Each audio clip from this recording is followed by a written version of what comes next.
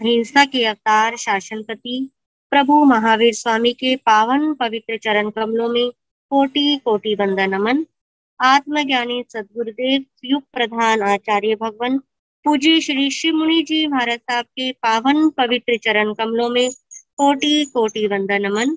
शमन संज्ञेय उपाध्याय प्रवर आगम ज्ञाता आगम पुरुष पूज्य गुरुदेव श्री जितेंद्र मुनि जी महाराज साहब के पावन पवित्र चरण कमलों में कोटि कोटि वंदन नमन व सुख साता परीक्षा। हम सबके अनंत पुण्योदय से हमारी ऑनलाइन कक्षा के प्रेरक उपाध्याय भगवान पूज्य श्री रविंद्र मुनि जी महाराज साहब के पावन पवित्र चरण कमलों में कोटि कोटि वंदन नमन। हम सबके अनंत पुण्योदय से हम सबको आगम ज्ञाता आगम पुरुष पूज्य उपाध्याय भगवान श्री जी के मुखारविंद से आगम वाणी सुनने का श्रवण करने का लाभ मिल रहा है। आज पूज्य गुरुदेव को वंदन नमन करने का लाभ ले रहे हैं निर्भीक वक्ता महासाध्वी श्री संतोष कुमारी जी महाराज साहब की सुशिष्या महासाध्वी श्री डालीमा जी महाराज, महासाध्वी श्री परिधि जी महाराज साहब आदि ठाणे।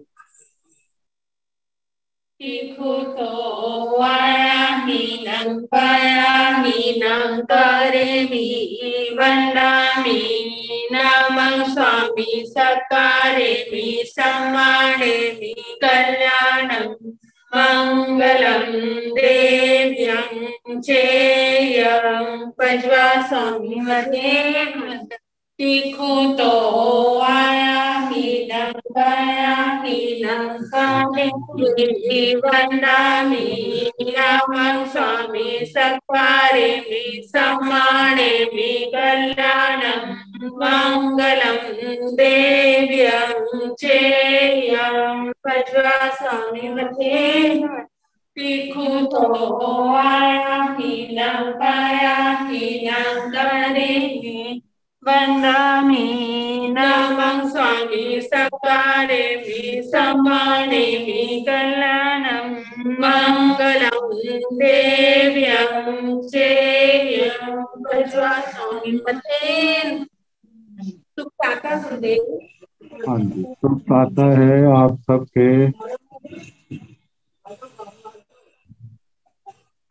हमारे श्रमण संघ में साधु जी साध्वी जी महाराज द्वारा जो तपस्या की जा रही है उनके नाम इस प्रकार हैं। आज की तपस्या उपाध्याय प्रवर अनुयोग प्रवर्तक पूज्य श्री कन्हैया लाल जी महाराज साहब कमल के शिष्य श्री तपो केसरी श्री संजय मुनि जी महाराज साहब उपास वाचनाचार्य डॉक्टर विशाल मुनि जी महाराज साहब के शिष्य श्री विराग मुनि जी महाराज साहब उपास महासाध्वी डॉक्टर श्री प्रतिभा श्री जी महाराज साहब की सुशिष्या साध्वी श्री शारदा जी महाराज साहब उपास साध्वी श्री ऋषिता जी महाराज साहब उपास साध्वी श्री अनुज्ञा जी महाराज साहब उपास साध्वी श्री प्रणति श्री जी महाराज साहब उपास नेपाल गौरव डॉक्टर पूजा ज्योति जी महाराज साहब के सुशिष्या साध्वी पूनम जी महाराज साहब उपास श्रमणी सोरिया उत्तर भारतीय प्रवर्तनी डॉक्टर गुरानी श्री सरिता जी महाराज साहब की सुशिष्या घोर तपस्वी डॉक्टर शोभा पिंकी जी महाराज साहब उपास साधना के शिखर पुरुष पूज्य गुरुदेव श्री पुष्कर मुनि जी महाराज साहब की सुशिष्या महासाध्वी श्री प्रिय दर्शना जी महाराज साहब की सुशिष्या साध्वी डॉक्टर विचक्षण श्री जी महाराज साहब उपास साध्वी श्री मोक्षदा जी महाराज साहब उपास श्रमणी गौरा प्रज्ञा ज्योति डॉक्टर गुनी शिवा जी महाराज साहब की सुशिष्या साध्वी शाली जी साध्वी सुषिता जी महाराज साहब उपास महासाध्वी श्री समता जी सुयशा जी महाराज साहब उपास महासाध्वी श्री सृजना जी महाराज साहब उपास महासाध्वी श्री डॉक्टर प्रवीण जी महाराज साहब की सुशिष्या साध्वी श्री हितांशी जी महाराज साहब उपास साध्वी श्री समता सुयशा साध्वी परिवार की तरफ से भी आज उपवास है। तो सभी तपस्वियों के तप की अनुमोदना करती हूँ, सुखदाता पूछती हूँ। अब मैं पूज्य गुरुदेव के पावन पवित्र चरण कमलों में वंदन नमन करते हुए कहती हूँ, गुरुदेव आप हमें आगम वाणी देने की कृपा करें। मथीन वंदामी मथीन वंदामी मथीन वंदामी।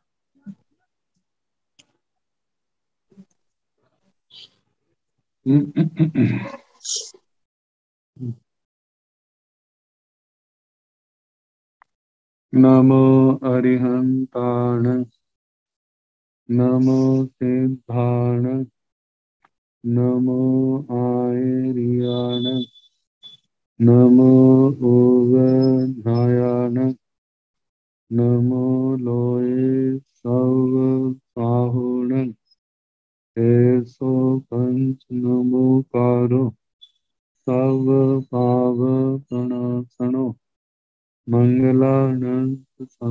सिंह परमं भवाई मंगलम।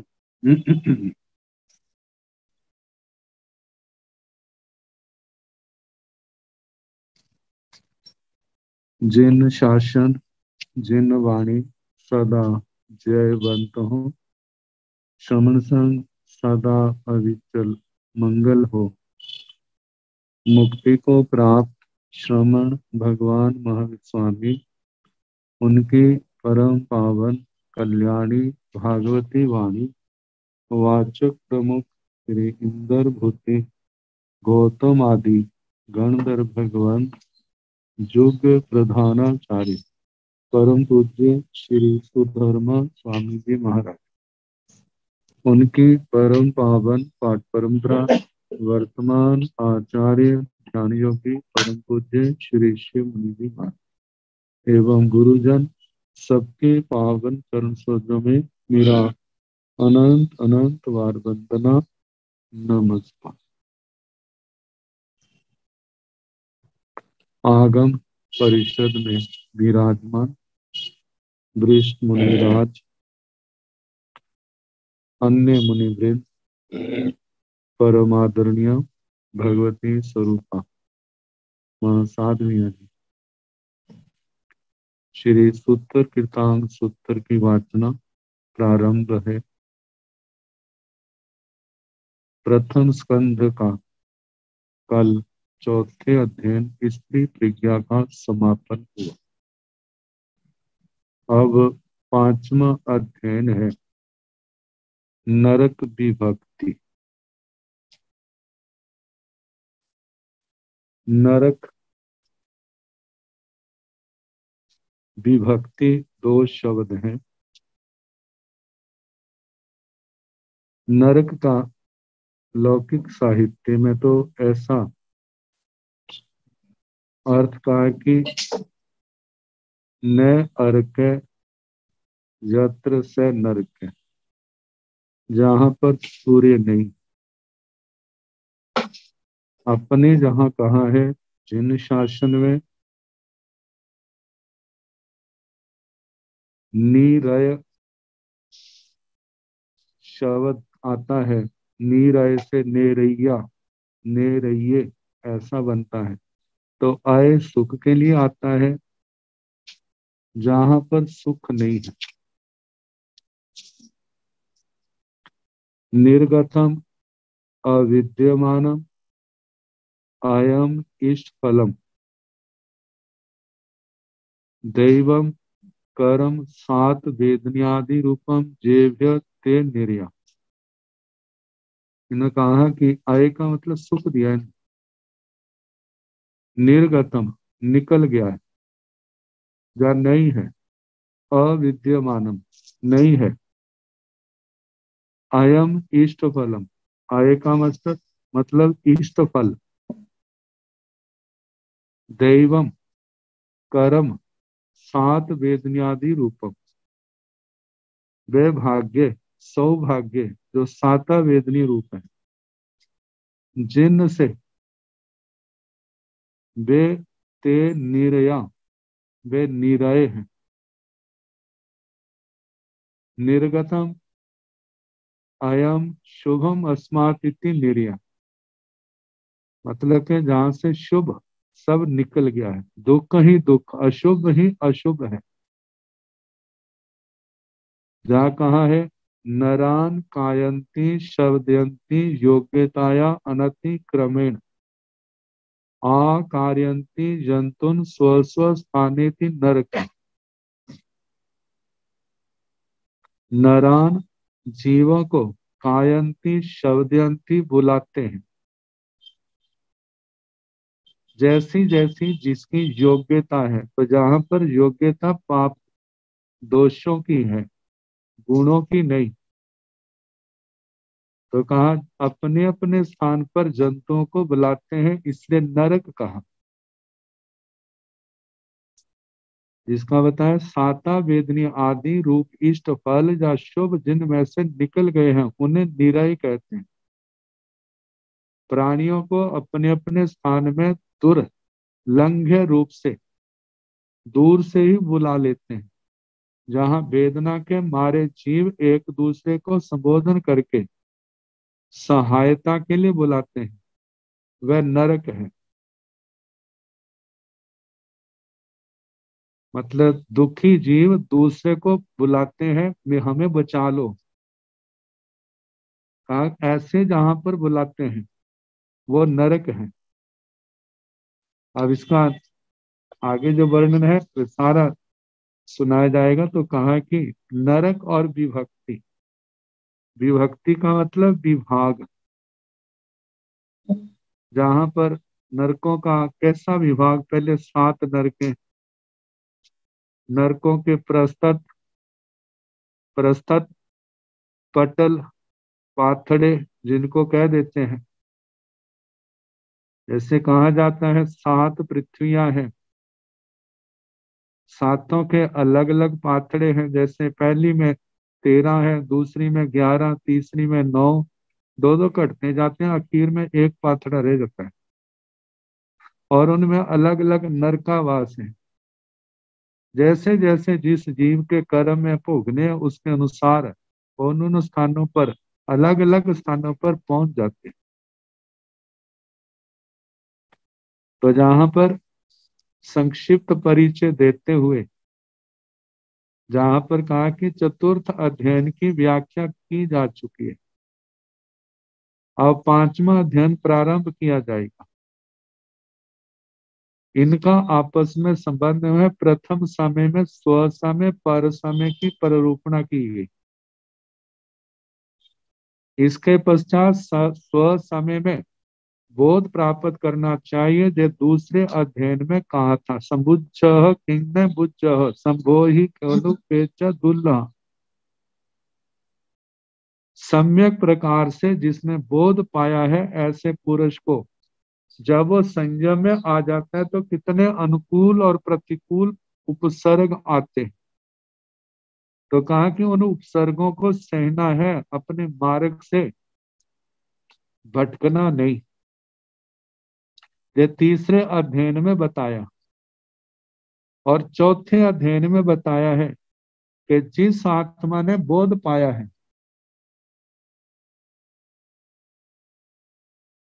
उपसर्ग परिसय तो आते हैं, लेकिन इन परिसरों में जो विशेष है, साधु के लिए स्त्री का और साध्वी के लिए पुरुष का परिसय, उनको सहना, अच्छी तरह सहना चाहिए, मार्ग से जरा भी विचलित नहीं होना। 5वें अध्ययन में ये बताया, जो साधक उपसर्गों और परिसरों से भय खाता है और अपने मार्ग से स्त्री निमित्त, पुरुष स्त्री निमित्त और स्त्री साध्वी पुरुष निमित्त अपने मार्ग से भटक जाते हैं, और कैसे वह संसार की दलदल में फंसते हैं और अपने ही पाप कर्मों के कारण ऐसे जीवों को नरकों में जाना पड़ता है। और वहां पर कैसी कैसी भयंकर वेदनाएं होती हैं, किस किस प्रकार से जीवों को पीड़ा पहुंचाई जाती, उनकी प्रतिक्रिया नारकी जीवों पर कैसी कैसी होती है। इसलिए इस अध्ययन का नाम नरक विभक्ति रखा गया है। कहा जाता है एक तो झूठे डराया जाता है, लेकिन भगवान ने ये तो साक्षात सच कहा है कि सारा संसार कर्म, पुण्य और पाप का खेल। जहां पुण्य का परिणाम ऊपर स्वर्ग है, ऐसे पाप का परिणाम नीचे नरक है। अब भगवान ने दिखा दिया, जे रास्ता नरक को जाता है, जे त्रियंच का है, जे मनुष्य गति का, जे देव गति का, सिद्ध गति का है। अब तुमने कहाँ जाना है, ये तुम्हारे के ऊपर निर्भर करता है। और 18 पाप है, उनका उत्कट आचरण नरक का कारण है। ऐसे 18 पाप जिसमें माया की प्रधानता है, वो त्रियंच गति का कारण। जहां पर सामान्य रूप है वो मनुष्य रूप में, और जहां पर 4 कारण देव गति के कहे, देवायु के कहे, उसके कारण स्वर्ग। लेकिन जब सम्य ज्ञान दर्शन चरित्र तप की आराधना करने वाली मुमुक्षु आत्माएं जब उनके कर्म क्षय हो जाते हैं तो वह सिद्ध गति को चले जाते हैं। ये आत्मा के अपने विवेक के ऊपर निर्भर करता है कि किस ओर जाना है। तो कहा कि इसके दो अधिकार हैं।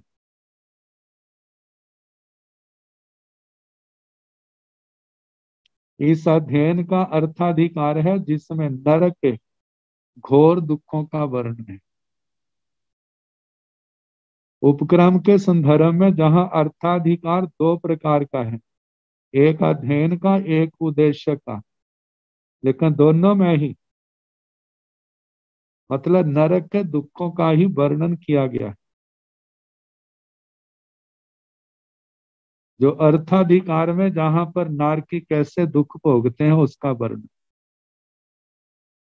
और दोनों उद्देश्यों में नरक के दुखों तथा नरक पालों द्वारा दी जाने वाली भयंकर यातनाओं का हृदय स्पर्शी वर्णन है।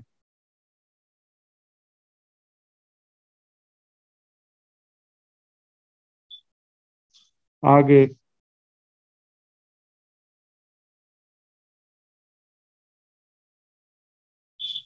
कहते हैं इस संसार में प्रत्येक जीव अपने अपने शुभ अशुभ कर्मों के अनुसार सुख या दुख भोगते।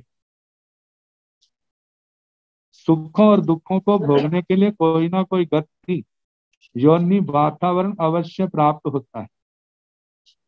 ईश्वर कर्तृत्ववादियों के अनुसार सोचें तो ईश्वर भी प्रत्येक जीव के शुभ अशुभ कर्मों के अनुसार ही उन्हें विभिन्न गति या योनि में जब पहुंचाता है, प्राप्त कराता है। इसमें किसी प्रकार की रियायत नहीं होती, ना रिश्वत चल सकती है। अतः जब अच्छे या बुरे कर्मों का फल अवश्य मिलेगा यह निश्चित है। तब जिन लोगों ने अच्छे कर्म किए हैं तो उनके शुभ कर्म अनुसार स्वर्ग, देवगति, मनुष्य लोक में स्थान मिल जाता है।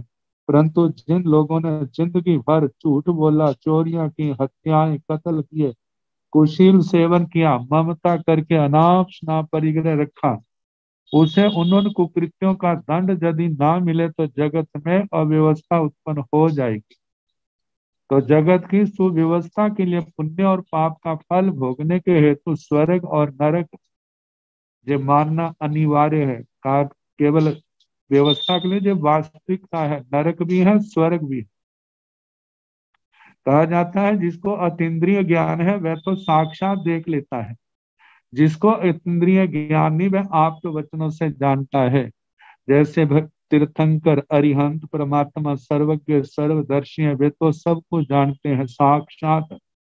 लेकिन जो उन्होंने उपदेश दिया, जो सदमस्त है, जिनको इतना ज्ञान नहीं, उनके वचनों के माध्यम से जानते। कितने लोग कह देते हैं नरक स्वर्ग किसने देखे? कहा अरिहंत परमात्मा साक्षात देखते। उन्होंने जो फरमाया उनके मेधावी शिष्यों ने उसको सूत्रों का रूप दिया, वो सूत्र ही हमारे सामने आ रहे। उन सूत्रों के माध्यम से हम जानते हैं भगवान ने ऐसा कहा। तो कहा जाता है इस प्रकार जे नरक और स्वर्ग यदि ये दोनों गतियां ना मानी जाएंगी तो कोई भी व्यक्ति शुभ कार्य, पुण्य कार्य करने के लिए प्रोत्साहित नहीं होगा। सभी बेखटके पाप कर्म में प्रवृत्त होंगे। किसी को कोई ना तो पाप करने से टोक सकेगा, ना भी उसको रोक सकेगा। इसलिए स्वर्ग और नरक की व्यवस्था मानना अनिवार्य है। अनुयोग द्वार की दृष्टि से इसका बड़ा अच्छा वर्णन किया है निक्षेपों से, जिसमें नाम, स्थापना, द्रव्य, क्षेत्र, काल, भाव का वर्णन आता है। तो नाम के लिए कहा है कि नाम नरक और स्थापना नरक। किसी का नाम नरक रख दिया, नरक के दृश्यों की फोटो आदि है, वो स्थापना में आ जाता है। नार के दुख जो भोग रहे हैं और परमा धर्मी दे रहे हैं उनको दुख, या नार की आपस में लड़ रहे हैं। द्रव्य नरक आगमतः और नो आगमतः होने से दो प्रकार का है। आगम द्रव्य नरक वह है जो पुरुष नरक को जानता है किंतु उसमें उपयोग नहीं है, नरक के स्वरूप को जानता है लेकिन उसके अंदर ध्यान नहीं है, तो वो आगम से वो द्रव्य नरक है। और नो आगम से द्रव्य नरक वह है जो ज्ञ शरीर और भव्य शरीर से अतिरिक्त इसी लोक में मनुष्य भव या त्रियंश भव में अशुभ कर्म करने के कारण जो प्राणी अशुभ है, जैसे काल, सौक्रिक, कसाई आदि, ये सब द्रव्य नरक कहलाते हैं। अथवा जेल, बंदी गृह और आदि जो बुरे स्थान है, जहाँ रहकर जीव अत्यंत कष्ट पाता है, जिनको प्रताड़ना दी जाती है, अथवा जहाँ नरक की सी वेदनाएं मिलती हैं, वे सब द्रव्य नरक है। अथवा कर्म द्रव्य और नो कर्म द्रव्य के भेद से द्रव्य नरक दो प्रकार का है। उनमें जो नरक वेदनीय कर्म बांधे जा चुके हैं, वे एक भविक, बद्ध आयुष और अभिनवमुख नाम गोत्र की दृष्टि से द्रव्य नरक है। नो कर्म द्रव्य की दृष्टि से द्रव्य नरक तो इसी लोक में अशुभ रूप, रस, गंध और शब्द है। क्षेत्र नरक नरकों का स्थान है, जो 84 लाख संख्या वाले काल, महाकाल, रौरव, महारौरव, अप्रतिष्ठान नामक नरकों के विशिष्ट भूभाग।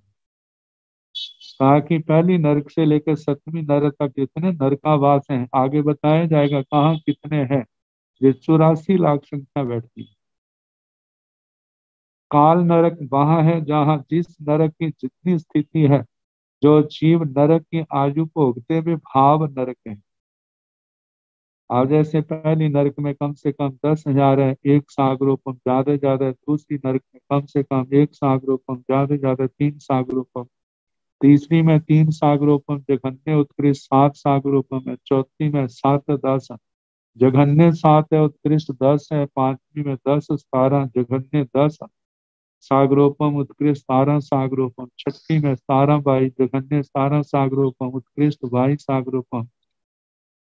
सातवीं में जघन्य 22 सागरोपम और उत्कृष्ट जो है 33 सागरोपम की स्थिति है। तो नरक के योग्य भाव नरक, नरक के योग्य कर्म के उदय को भी भाव नरक कहते हैं। नरक में स्थित जीव और नरक आयु के उदय से उत्पन्न असाता वेदनीय आदि कर्म के उदय वाले जीव, ये दोनों ही भाव नरक कहे जा सकते हैं। आगे बताया है, नरक विभक्ति नामक अध्ययन की रचना करके नरक एवं नरक में दिए जाने वाले भयंकर दुखों का वर्णन शास्त्रकार ने इसलिए किया है कि शास्त्र के प्रारंभ में बंधन को जानकर उसका त्याग करने पर जोर दिया। इसलिए नरक आयु के कर्म बंधन को न उक्त कर्म बंधन से होने वाले कर्म विपाक कर्मों के फल को जानना साधक के लिए आवश्यक है, ताकि वह नरक के दारुण दुखों को सुन समझकर नरक गति की कारणभूत निम्नोक्त बातों से दूर रहे। स्व पर कल्याण रूप संयम साधना में आहर निश दिन रात लगा रहे। स्थानांक सूत्र में नरक आयु के 4 कारण बताए। महारंभ, महापरिग्रह, पूर्णिमाहार, पंच महारंभेण, महापरिग्रहेण, पंचेंद्रिय बहेण, पूर्णिमाहारेण। महारंभ ऐसे काम धंधे करने जहां पर हिंसा बहुत होती है। महापरिग्रह मतलब धन दौलत, जमीन जायदाद, रिश्ते नाते, इनके प्रति अत्यंत आसक्ति होना। पंचेंद्रिय बध, पांचेंद्रिय जीवों की जहां हिंसा हो रही है, और मांसाहार करने से नरक आयु का बंध होता है। तो बताया जैसे 7 नरके नाम, जैसे नरक पृथ्वियों के घम्मा, वंशा, शीला, अंजना, रिश्ता, मगा, मागवती, ये नाम आते हैं। और इनके गोत्र रत्न प्रवाह, शर्करा प्रवाह, बालू का प्रवाह, पंख प्रवाह, धूम प्रवाह, तम प्रवाह, तम तमा प्रवाह। कहा जाता है नाम तो जैसा मर्जी रख दिया, लेकिन गोत्र जो है गुण संपन्न होता है। रत्न प्रवाह रत्नों की प्रधानता है। शर्करा प्रवाह जहां पर जिन नरकों के अंदर कंकर बजरी जैसी होती है। बालू का इनकी प्रधानता है, बालू का में रेते की प्रधानता है। पंख प्रभा में पंख कीचड़ की प्रधानता है। धूमर वहां धुआं बहुत है। तम प्रभा अंधकार है। और महातम प्रभा जो है वहां पर अत्यंत प्रगाढ़ अंधकार। कहते हैं जो इनके गोत्र जो गुण संपन्न है, घम्मा वंशा आदि जो है रूढ़िगत नाम है। ये 7 नरक पृथ्वियां कहा जाते हैं। 7 पृथ्वियां जैसे पृथ्वी के नीचे घनोदधि है, उससे नीचे घनवात है, उससे नीचे तनुवात, उसके नीचे अवकाशांतर आता है। घनोदधि की मोटाई 20,000 योजन की कही, तो जितनी बड़ी, जैसे रतन प्रभा एक राजू प्रमाण जिसका व्यास कहाँ है, जितना है वहां से उतना ही नीचे जे है, और उसके ऊपर बार में बले आते हैं। जीवा भी गम्य का बड़े विस्तार वर्णन आएगा किसका कितना परिमाण है। और उसके बाद जो है घनोदधि के नीचे घनवात है, असंख्यात 1000 योजन की मोटाई का। तो जहां पर हवा जो है घन रूप में है, जैसे कुल्ले में भी हवा होती है, लेकिन जहां पर घन रूप नहीं है, कोई चीज हम रखते हैं तो ऊपर से एकदम नीचे गिर जाती है, लेकिन घन रूप जिसको हम ऐसा समझ सकते हैं कि जैसे टायरों के अंदर हवा भरी होती, वहां पर हवा का घनत्व इतना होता है कि उसके ऊपर कोई चीज रख दी जाए टायर ट्यूब की, वो दबता नहीं है। तो मतलब जितना घनत्व ज्यादा होगा उतना उसका प्रभाव ज्यादा होगा। तो कहा कि ऐसे घनवात में हवा घन रूप है, और तनुवात में घन की अपेक्षा से वहां घनत्व कम है।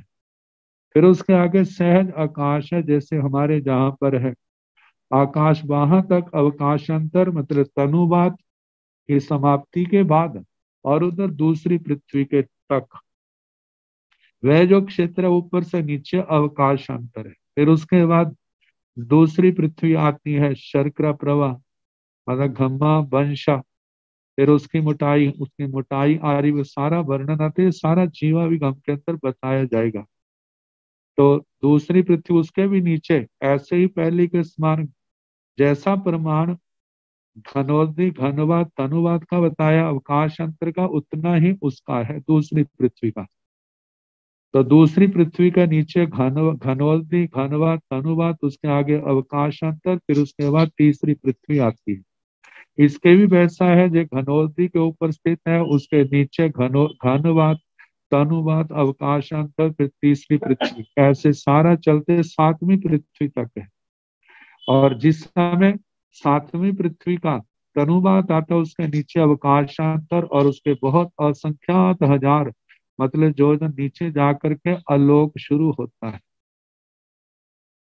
तो कहा इस प्रकार जो इनके 7 पृथ्वियों का वर्णन आया। अब इसके आगे कहां पर कितने नर का वास।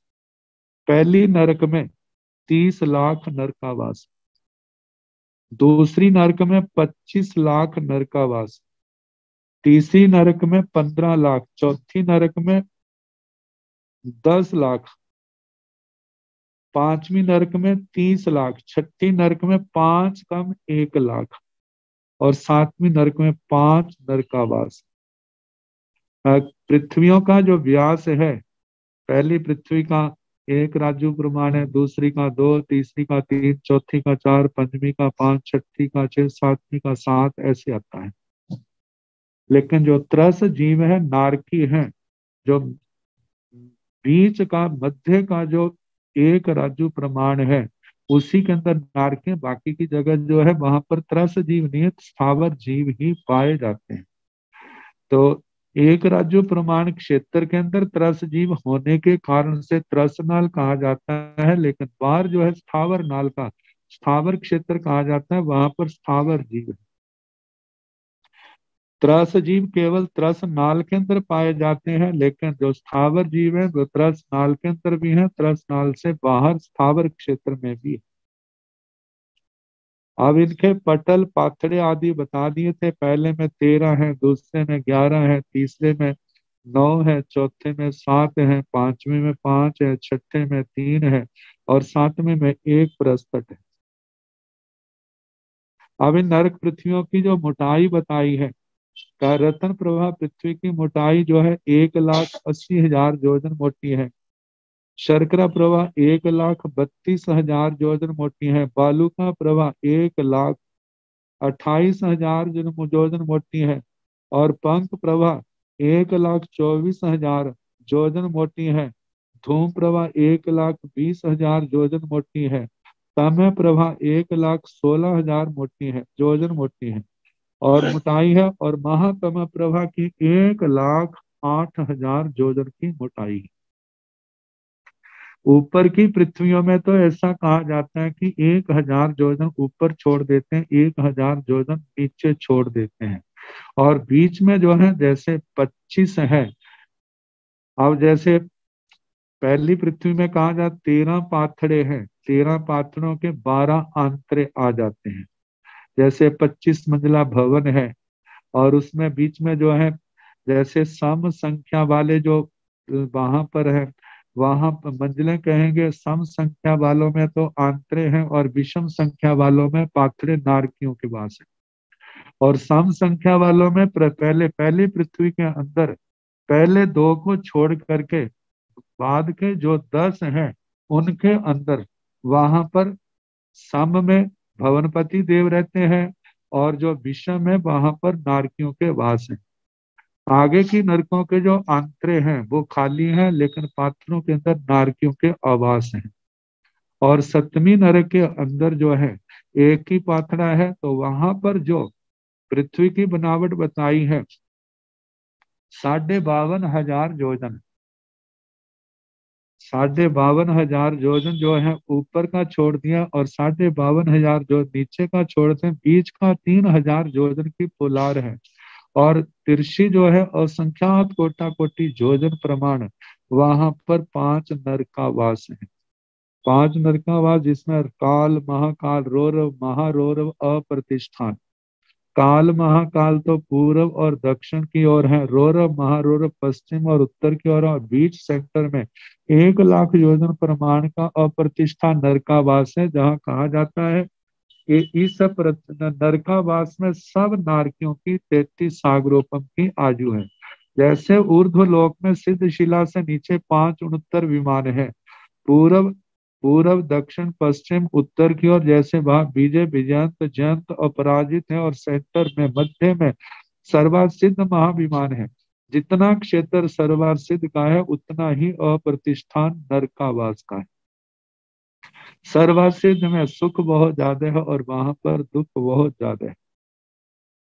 तो इस प्रकार इनका जो वर्णन हुआ। अब आगे बताया है इन नरकों में रहने वाले जीवों की उत्कृष्ट स्थिति। जैसे अभी मैंने आपको बताई थी, पहली नरक में 10,000 वर्ष कम से कम, ज्यादा से ज्यादा 1 सागरोपम है। दूसरी की 1-3 सागरोपम जघन्य, 1 सागरोपम उत्कृष्ट, 3 सागरोपम।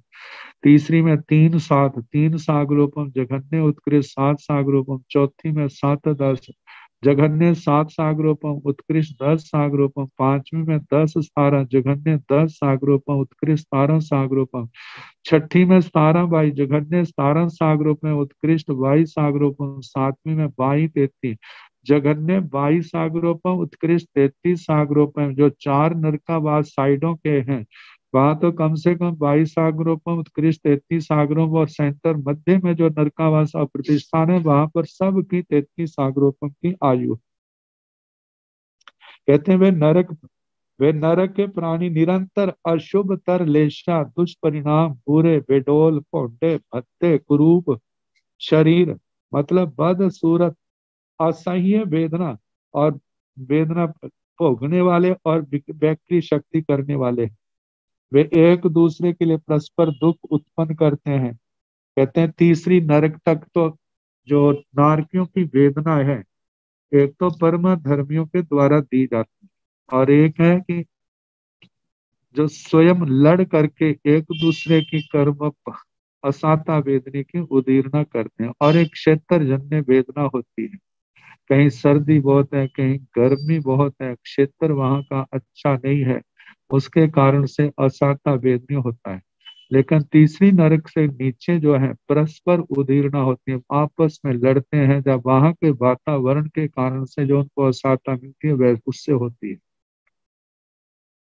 तो ताकि जैसे जैसे नीचे जाएंगे उनकी लेशें जो है अशुभ से अशुभ तर होती जाएं। चौथी नरक भूमि से पहले पहले जानी 3 नरक भूमियों तक संक्लिष्ट परिणामी असुर परमा धर्मी दुख उत्पन्न करते हैं, पीड़ा देते हैं। नारक लोग प्राय एक दूसरे के साथ हुए बैर का स्मरण करके परस्पर कुत्तों की तरह लड़ते हैं। पूर्व जनों का स्मरण करके उनकी जब बैर की गांठ और दृढ़ हो जाती है, जिससे वे अपनी विक्रिया से तलवार, भाला, बसूला, फरसा आदि शस्त्र बनाकर उनसे तथा अपने हाथ पैर, दांतों और नखों से छेदन, भेदन, तक्षण और कर्तन आदि के द्वारा परस्पर अति तीव्र दुस्सह दुख उत्पन्न करते हैं एक दूसरे को। कहते हैं, ये परस्पर कृत दुख है, क्षेत्र जन्य दुख का भी वहां कोई पार नहीं है। नरक भूमियों के उत्तरोत्तर असह्य भयंकर रूप, डरावनी आकृति, असह्य दुर्गंध, असह्य कटु एवं और तिक्त रस, दुस्सह भयंकर चीतकार, आर्तनाद से पीड़ित नारकों के शब्द और दुस्सह शीत, दुस्सह शीत जिसको सहना बड़ा मुश्किल है। जीवा जीवाभिगम सूत्र के अंदर इनका सारा वर्णन किया। जहाँ दुख है, जहाँ गर्मी है तो गर्मी कितनी, जहाँ सर्दी है तो सर्दी कितनी। कहते जैसे एक लोहे के गोले को गर्म करके कूटता जाए, 6 महीने तक कूटते रहो, कितना उसका घनत्व बढ़ जाता है। कहते सर्दी वाले क्षेत्र में उसको रखा जाए तो वहां पर एकदम उसके इतने सख्त परमाणु बीजवा घनत्व वाले आंख झपकने दी जितने समय में सारे के सारे बिखर जाए। और ऐसे गर्म स्थान पर रख दिया जाए ऐसे गोले को, वो बिल्कुल जैसे आग से जहां पर भस्म हो जाता है, ऐसे उसका उसकी वहां दशा, इतनी गर्मी और सर्दी, गर्मी के स्थानों पर गर्मी और सर्दी के स्थानों पर सर्दी बहुत। तो आगे कहा कि 2 प्रकार के दुखों के अतिरिक्त उन्हें तीसरे प्रकार के दुख और होता है, जो असुर जाति के 15 प्रकार के परम धार्मिक असुरों द्वारा उत्पन्न किया जाता है। यद्यपि यह दुख प्रारंभ की 3 नरक भूमियों तक ही है, वे असुर स्वभाव से निर्दयी होते हैं। अनेक सुख साधनों के रहते हुए भी उन्हें नारकियों को लड़ाने में आनंद आता है।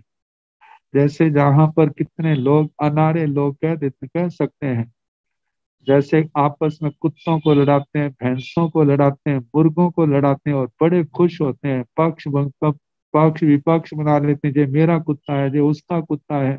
ऐसे मुर्गे हैं, भैंसे हैं, सांड हैं, उनको लड़ाते हैं। ऐसे परम धर्मी भी नारकियों को आपस में लड़ाते हैं और उनको नाना प्रकार की वेदनाएं भी देते हैं।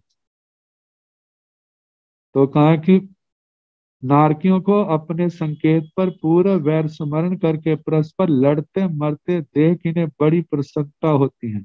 इस प्रकार मार काट में एवं उससे उत्पन्न हुए दुखों के सहने में प्रसन्न नारकों की जिंदगी बीतती है। वे इस दौरान कोई भी शुभ कार्य नहीं कर सकते। शुभ कार्य करने की भावना ही इनके चित्त में अशुभतर लेशों के कारण पैदा नहीं होती। आयुष्य का पूरा भोग किए बिना बीच में वे दुखों से कदापि छुटकारा नहीं पा सकते, क्योंकि उनकी अकाल मृत्यु नहीं होती। क्योंकि नारकी और देवताओं की नियम से निरुपक्रमी आयु होती। प्रथम 3 नरक में 15 प्रकार के परमा धार्मिक नरकपाल किस प्रकार से वहां के नारकी जीवों को दुख और वेदना उत्पन्न करते हैं, निर्युक्तिकार आचार्य श्री भद्रबाहु स्वामी जी ने इनका वर्णन किया है। ताकि पहले 15 प्रकार के जो 15 प्रकार के परम धर्मी देव हैं, जो असुर कुमार जाति के 10 भवनपति में जो पहला असुर कुमार भेद होता है, उसी में से एक ऐसी श्रेणी है कि जो नारकियों को दुख देते हैं, जो परम धर्मी के नाम से कहलाते हैं। जैसे अम्ब, अम्बरीश, श्याम, शवल, रुद्र, विरुद्र, काल, महाकाल, असीपत्तर, धनुपत्तर, कुंभ, बालुक, वेतरणी, खर, स्वर, महाघोष।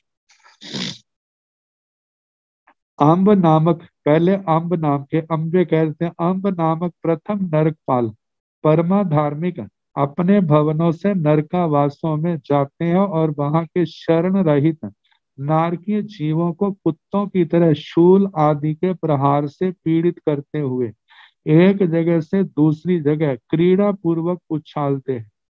उन बेचारे अनाथ जीवों को इधर से उधर घुमाते हैं तथा उन्हें आकाश में फेंकते हैं। जब वे नीचे गिरने लगते हैं तो उन्हें मुदगर आदि के द्वारा मारते पीटते हैं। वे बीन देते हैं और उनका गला दबोच कर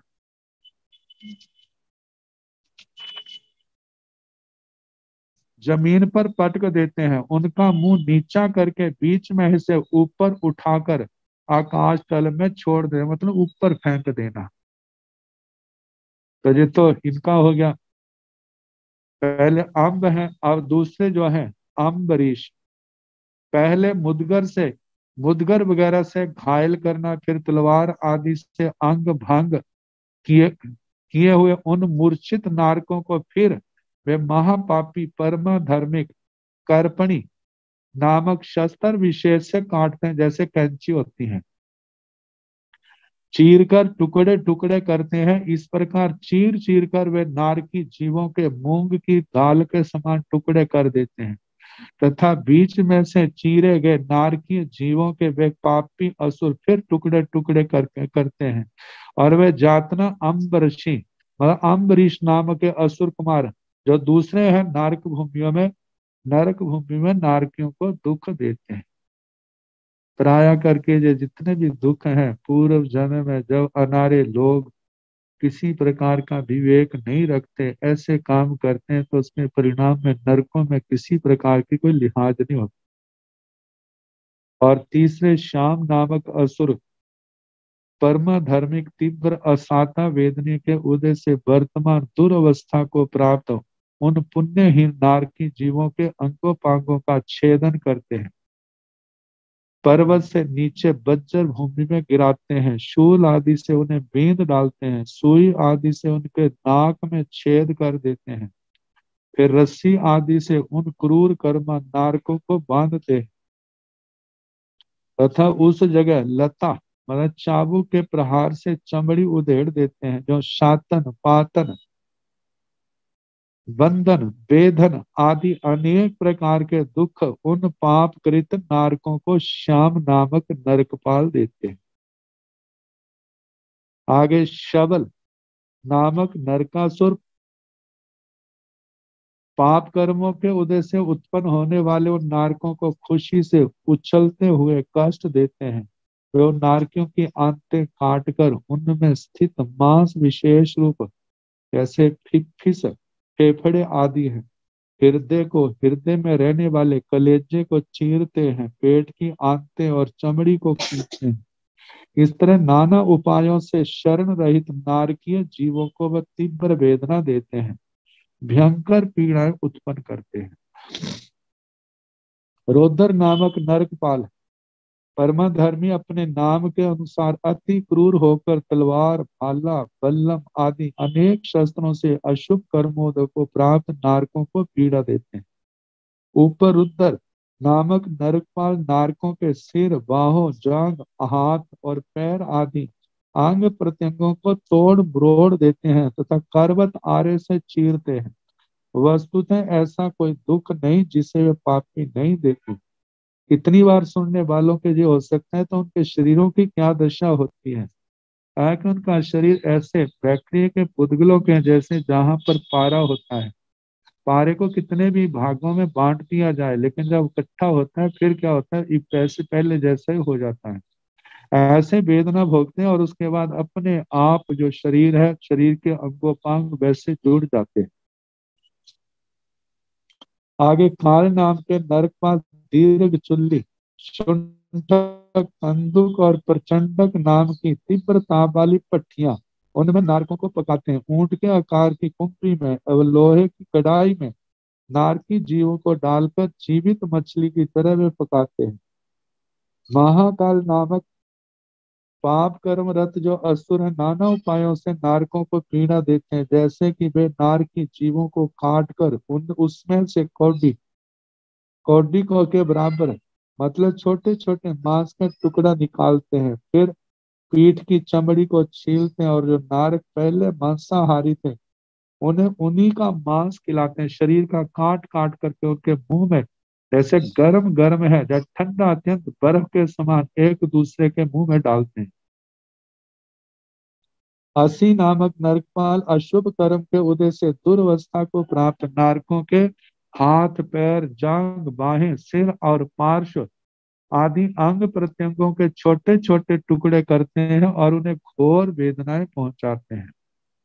असी पत्थर धनुष नामक नरकपाल असी पत्थर तलवार के समान तीखे पत्तों वाले वृक्षों के वन को विभत्स बनाकर उन पेड़ों की छाया में विश्राम के लिए आए नारकी जीवों को तलवार आदि के द्वारा काट काट डालते हैं। मतलब उनके पत्ते ऐसे होते हैं, 80 पत्थर धनुष हैं कि पत्ते तलवारों के अनुसार जब वो वृक्ष के नीचे बैठते हैं तो ऐसे हिलाते हैं, वो पत्ते उनके शरीर पर गिरते हैं तो पत्ते ऐसे ही उनके अंगों को काटते हैं जैसे तलवार के प्रहार से कटते हैं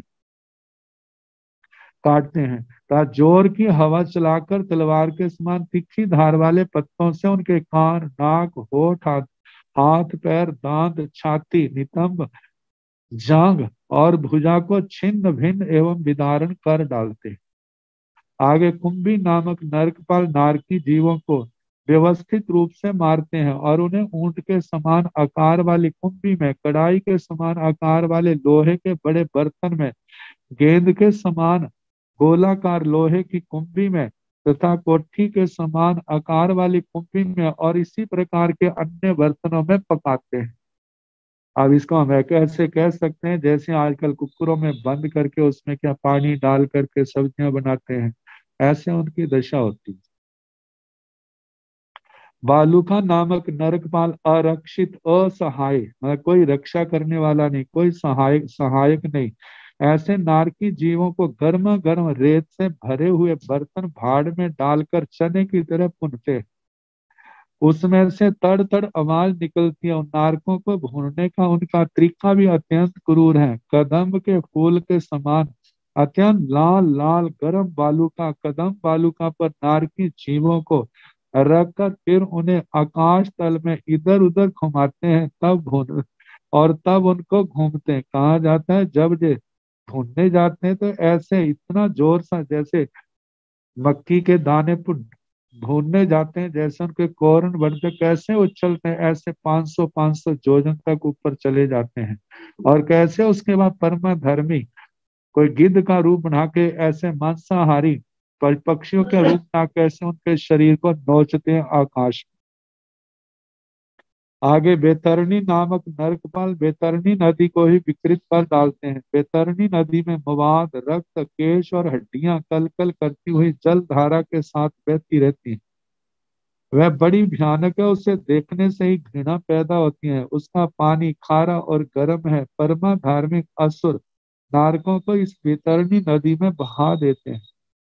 खरस्वर नामक नरकपाल भी नारकी जीवों को पीड़ा देने में कोई कसर नहीं छोड़ते। वे नारकों के शरीर को खंभे की तरह सूत से नापकर उसे बीचों बीच आरे से चीरते हैं। फिर उन्हीं नारकों को परस्पर कुल्हाड़ी से कटवाते हैं।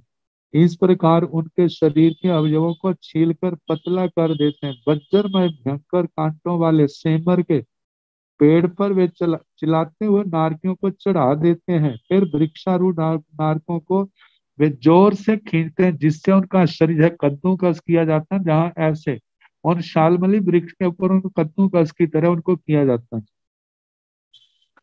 महाघोष नामक अधम नरकपाल असुर दूसरों को पीड़ा देकर व्याध की तरह अत्यंत प्रसन्न होते हैं। वे अपनी क्रीड़ा के लिए नाना उपायों के नारकी जीवों को पीड़ा देते हैं। बेचारे नारकी जीव जब डर कर हिरण की तरह इधर उधर भागने लगते हैं तो ये दुष्ट असुर उन्हें बद्ध पशुओं की तरह चारों ओर से घेर कर वही रोक लेते हैं। इस तरह वे उन नारकों को नरक के उन निग्रह स्थानों पर रोक कर बंद कर देते हैं। इस प्रकार नरक के असह्य दुखों की जब बोलती कहानी है, कहते जिन्हें स्त्री संसर्ग, व्यभिचार, हत्या, चोरी, डकैती आदि भयंकर पाप कर्म करने वाले जी पाते हैं। कहीं तो वे स्वयं ही आपस में लड़ भिड़ कर जब मानसिक रूप से घोर दुख पाते हैं। कहीं उन असुरों द्वारा विभिन्न प्रकार से दुख दिए जाते हैं। कहीं नरक की भूमि के प्रकृतिकृत असह्य, मतलब वहां के 10 प्रकार की वेदना आती है उसको भोगते हैं। नारकी जीव कितना ही रोए चिल्लाए हाय तौबा मचाए, कोई उनकी सुनता नहीं है, कोई उन्हें आश्वासन नहीं देता। कहते नरक विभक्ति नाम क्यों रखा है, इस अध्ययन का नाम नरक विभक्ति क्यों रखा गया? जब स्पष्ट है, विभक्ति कहते हैं विभाग को। इस अध्ययन में नरक के विभिन्न विभागों के क्षेत्रीय दुखों, स्वयंकृत दुखों, पारस्परिक दुखों और परमाधर्मिक असुरकृत दुखों का करुणाजनक निरूपण है। साथ ही विभिन्न नरकावासों में तीव्र, तीव्रतर, तीव्रतम, शीत, उष्ण आदि स्पर्श, विकराल, विभत्स रूप, रूप, भयंकर दुर्गंध, तीव्र, कटु एवं तिक्त रस एवं भयंकर चीत्कारपूर्ण शब्द आदि अशुभ विषयों का नारकों को कैसा अनुभव होता है, उनके मन पर उनकी क्या क्या प्रतिक्रियाएं होती हैं, ये सब नरक विभक्ति नामक इस अध्ययन में वर्णित है। अब गाथाओं के द्वारा इनका वर्णन। पहली गाथा प्रथम उद्देश्य की पुच्छिसह केवलियं महेशि कहं बितावा नरकापुरत्था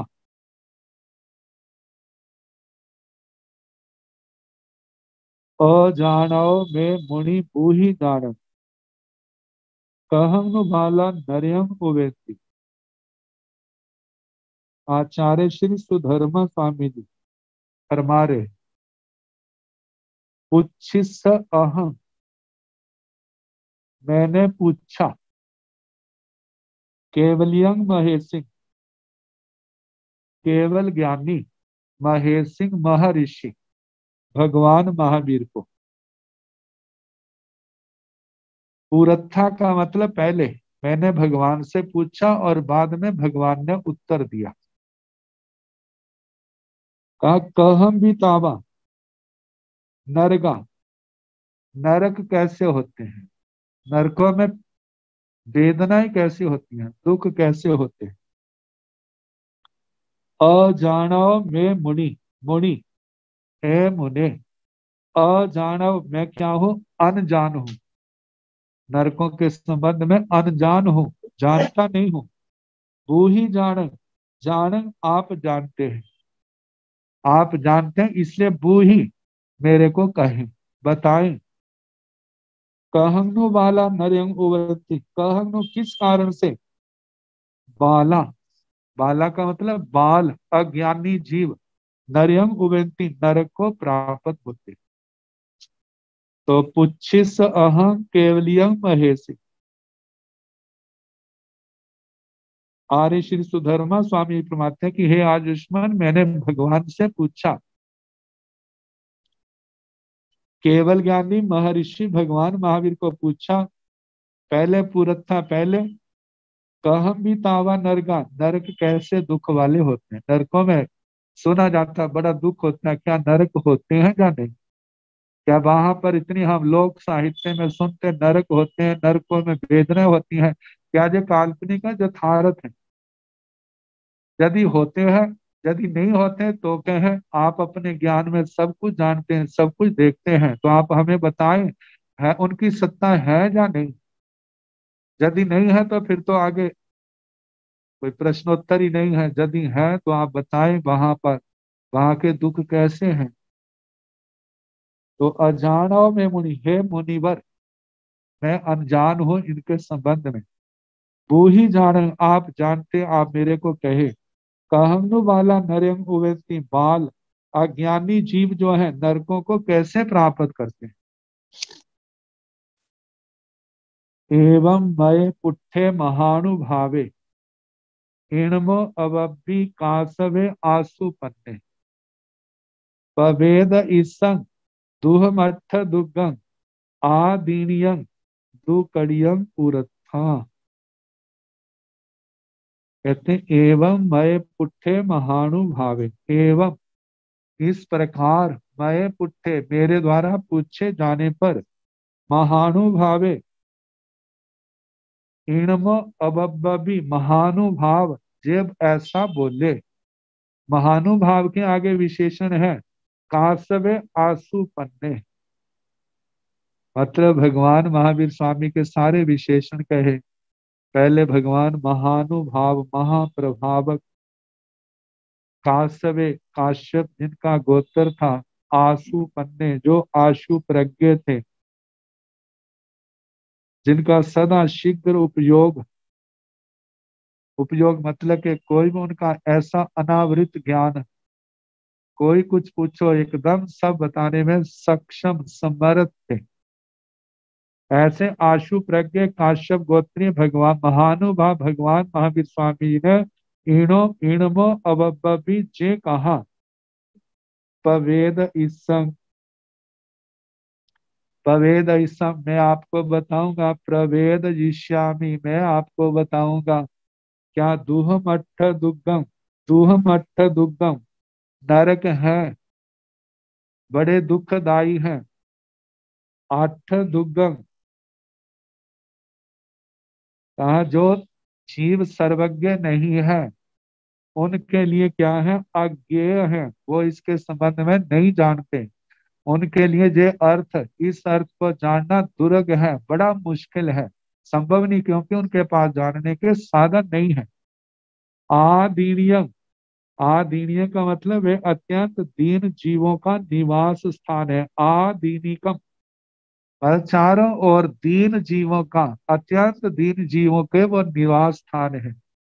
ताकि जहां पर जिन्होंने रिद्धि को पा करके उसका दुरुपयोग किया, 18 पापों का सेवन किया, वहां पर अनाथों की तरह है, कोई उनकी सुनने वाला नहीं। और वहां पर कितने जो पूर्व जन्म में अशुभ कर्म किया उनकी वेदना, उनका परिणाम उनको भोगना पड़ रहा है। ताकि आज इतनी दीनता है उनके ऊपर कि कोई उनकी सुनने वाला नहीं। आदीनियम दुक्कड़ियम पुरत्था, दुक्कड़ियम पुरत्था मतलब पहले जो उन्होंने पाप कर्म किए थे, अशुभ कर्म किए थे, कहा दुकड़ियम उसमें पापी जीव रहते हैं। और पुरत्था विदेशियम जो आगे चल करके हम आपको बताएंगे। आगे बताया है कौन जाते हैं नरकों में। जे के वाला इह जीवियथि पावाई कम्माई करंति रुद्धा ते घोर रूवे तमिसंधयारे दिग्भावितावे नराए पड़ंती। जे के बाला इह जीवयथि, जे के जो कई लोग बाला बाल हैं, अज्ञानी है, इह इस संसार में जीवयथि जीवन के लिए, जीवन निर्वाह के लिए, जीवन में नाना प्रकार की प्रेरणाओं से प्रेरित हुए, सुखों के लिए वैर विरोध के कारण पावाई कमाई करंती रुद्धा जो रुद्धा रुद्र प्रकृति के, जो प्राणियों को रुद्र, दूसरों को डराने वाले, दूसरों को तंग करने वाले, दूसरों का वध करने वाले रुद्र प्रकृति के हैं। पावाई कमाई पकड़ती नाना प्रकार के हिंसा आदि 18 के 18 पापों का आचरण करते हैं। तो इस जीवन में तो कर लिया, लेकिन जब वो नरक आयु का बंद कर लेते हैं तो नरकों में जन्म लेते हैं, क्या दशा होती है।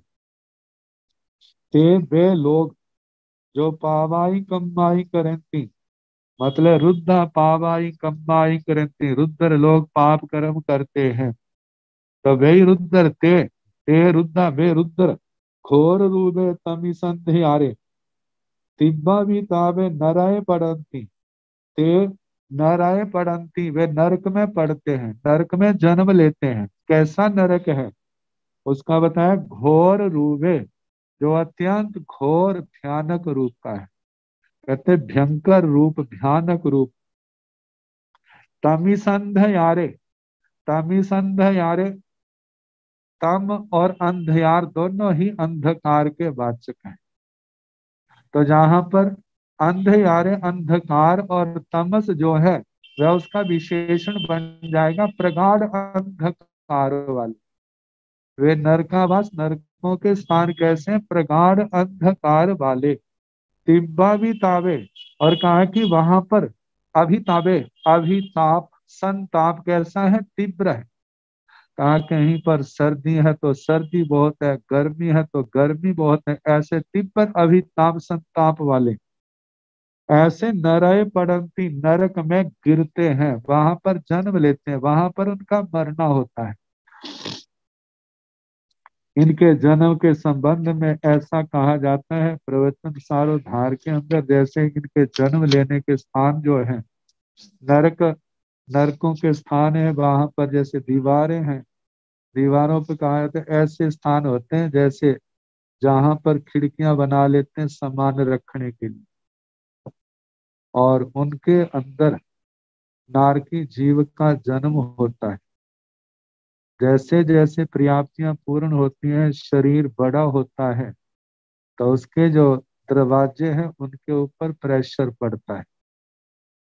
जब शरीर बढ़ गया है, उसका प्रेशर पड़ा है, खिड़कियां खुल गई, अब स्थान छोटा होने के कारण से अब उनको इस बात का पता तो है नहीं, अब पता हो भी तो क्या, क्योंकि वहां पर थोड़ा रहेगा।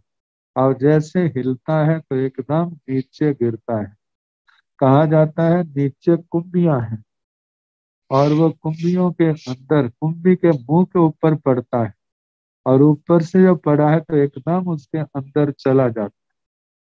और जैसे अंदर चला जाता है तो कहा जाता है उसका शरीर तो बढ़ रहा है, अब कुंभी के अंदर ऐसे तिखे तिखे शूल है, वो उसके शरीर में चुभते हैं, प्रवेश प्रवेश करते तो महावेदना होती। अब वो चिल्लाता है, और कुंभी हिलती है, चिल्लाता है, तो आस पास में, क्योंकि उसका मुंह अत्यंत छोटा है और उसका शरीर बड़ा है, अब उसको कैसे निकाला जाए?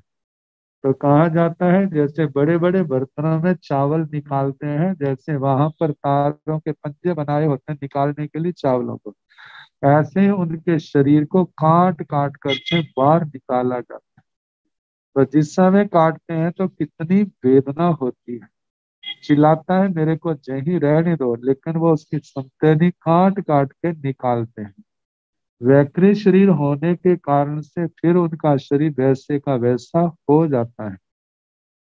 अब उनकी जहीं से उनकी नरक गाथा जो है शुरू हो जाती है, महावेदनाएं भोगने की। तो कहा जाता है कि इस प्रकार वे नरक में जा करके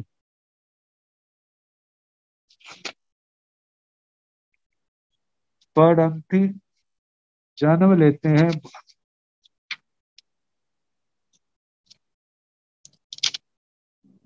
तो इस प्रकार ये तीसरी गाथा का वर्णन हुआ। अब इसके आगे जो वर्णन आएगा फिर जैसे समय होगा सोमवार को सुनाने का प्रयास किया जाएगा।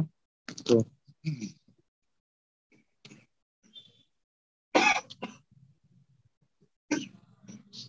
नमो अरिहंताण, नमो सिद्धाण, नमो आयर्याण, नमो उगथायाण, नमो लोये संसाहुण, येषु पंच नमोकारो सव पाव गणासनो मंगला नित्य संदेशे परम हवै मंगलम। श्री चतारि मंगलम, हरिभक्ता मंगलम, सिद्धा मंगलम, साहु मंगलम, केवली पुनतो धम्मो मंगलम, चतारि लोकतुमा, हरिभक्ता लोकतुमा, सिद्धा लोकतुमा, साहु लोकतुमा, केवली पुनतो धम्मो लोकतुमो, चतारि शरणं प्रवक्ष्यामि, अरिहन्ते शरणं सिद्धे शरणं प्रवक्ष्यामि, साहु शरणं प्रवक्ष्यामि, केवलीकनाथं धम्मं शरणं प्रवक्ष्यामि। चार चरणे सुख करने, दुख करने, मंगल करने और चरणागति होय, जो भव प्राणी आश्चर्य है। सबको